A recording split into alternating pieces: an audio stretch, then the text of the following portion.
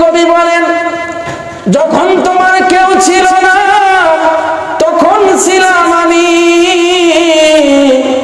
আবার এখন তোমার সব হয়েছে পর হয়েছি আমি, আবার যখন তোমার কেউ থাকবে না তখন রব আমি।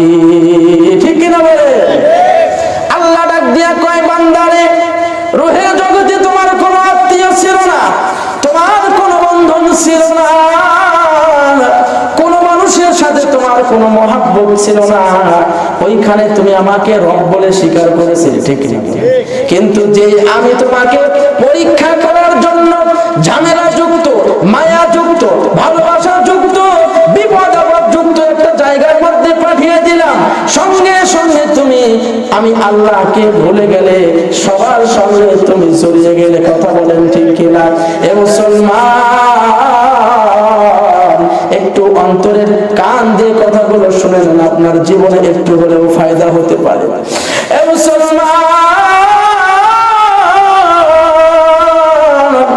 আমি আর আপনি দুনিয়াতে এসে সব দিকে যখন জড়িয়ে গেলাম তখন আল্লাহকে ভুলে গেলাম।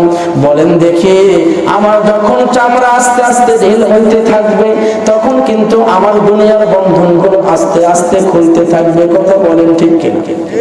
কথা হয় না?